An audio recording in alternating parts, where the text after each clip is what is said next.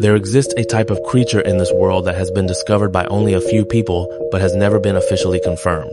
We collectively refer to such creatures as unidentified mysterious animals, abbreviated as UMA. Hello everyone, welcome to the UMA series. In this episode, we will share a large unknown creature from Kenya known as the Dingonek. The Dingonek, also known as the jungle walrus, is a mysterious creature described as being between 14 to 15 feet in length, with a head as large as a lion's and a pair of long white tusks growing from its upper jaw. Its back is broad like that of a hippopotamus and covered with ball-like scales, with patterns resembling the spots of a leopard. Its tail is strangely shaped, yet extremely wide. Because it was observed with half of its body submerged in water, there is no clear description of its limbs, only that footprints resembling those of a hippopotamus but shaped like claws were found near the sighting location. These descriptions originate from the memoir Closed Territory, written in 1910 by the African big game hunter Edgar Brownson. However, Brownson himself never actually saw the creature.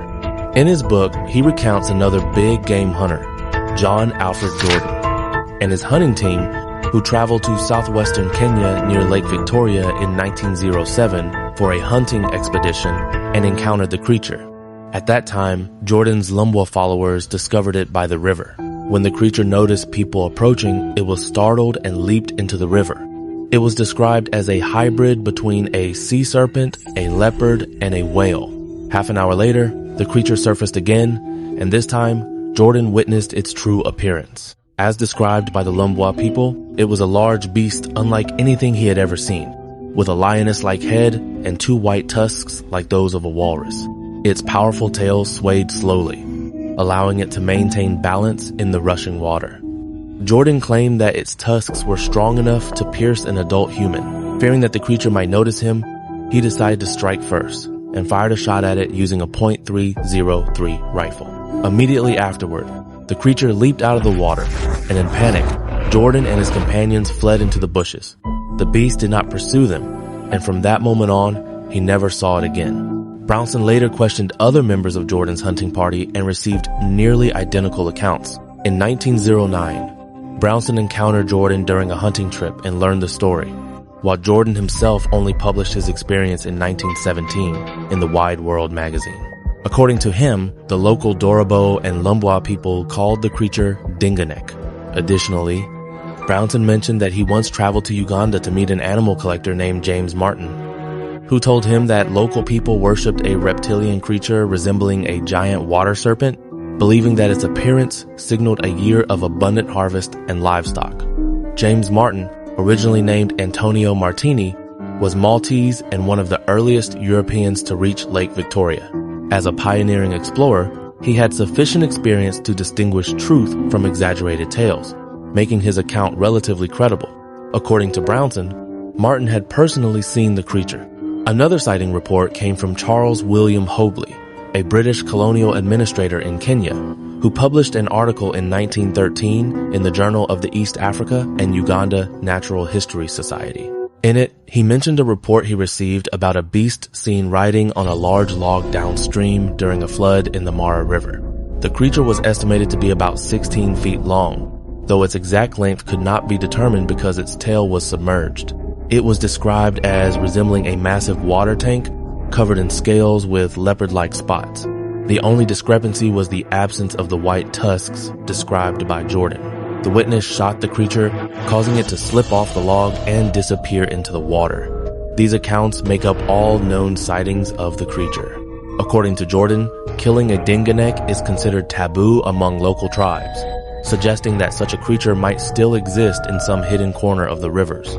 But does this mysterious beast truly exist? First, the combination of large tusks and spotted patterns suggests a resemblance to a saber-toothed feline. French cryptozoologist Bernard Heuvelmans supported this idea, proposing that the Dingonek might actually be a type of aquatic lion, a general term for saber-toothed cats that adapted to semi-aquatic life, including creatures such as water leopards and water rhinos.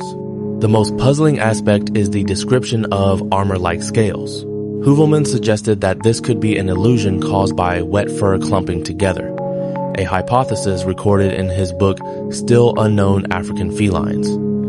Jordan himself did not dismiss this possibility. In fact, legends of this creature have long circulated around Lake Victoria.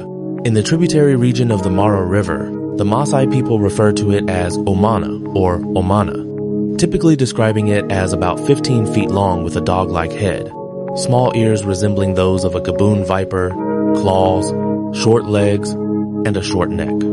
It is often said to lie on sandy riverbanks basking in the sun and to slip into the water when disturbed, where only its head remains visible. Based on these accounts, cryptozoologist James Powell traveled to Kenya in 1978 to investigate, but local descriptions resembled a rare reptile, possibly a giant pangolin. Additionally, the name Omana in the Maasai language implies rarity, leaving the theory uncertain. In another tributary, the Tana River Basin, local people referred to a similar creature as Indamadia, described as a reptile combining features of a crocodile, a snake, and a river dragon, with a furry tail, playing an important role in local rituals and beliefs. Some people also associate the Dingonek with another unknown creature from Lake Victoria, the Likwata. Charles William Hobley described that in regions such as Buganda, Kavirondo, and among the Basoga people, livestock had long been sacrificed to a massive reptile believed to inhabit the lake, known as Likwata. However, based on collected sighting reports, Likwata appears more like a giant snake or large catfish, making it unlikely to be the same species as the Dingonek. If it must be compared to another unknown creature, it more closely resembles the creature reported in 1988 in the forest swamps of Wahun district in Lofa County, Liberia, known as Kombwe. This creature was described as being 15 to 20 feet long, with thick armor-like plates on its back, distinct brown-black patterns, and even a row of serrated spines extending from its back to its tail, along with very large teeth. These features bear some resemblance to the Dingonek. Unfortunately, the witness Samuel Carmo reportedly killed it with a shotgun and shared the meat with villagers, and due to the time that has passed, no critical evidence remains. Could it be an entirely separate species?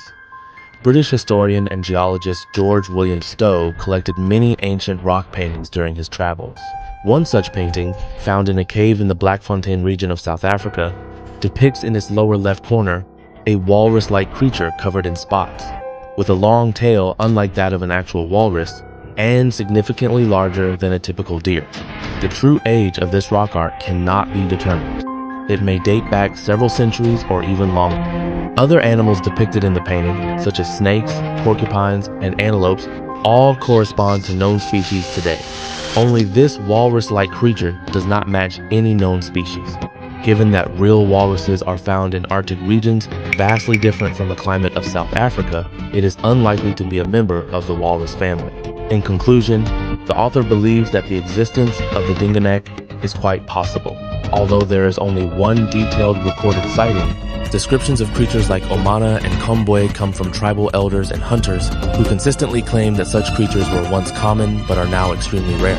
It is possible that this is a successfully evolved saber-toothed reptilian creature that has managed to survive in the rich ecosystem of the African tropical rainforest. Nevertheless, since 1907, there have been no further reports of sightings.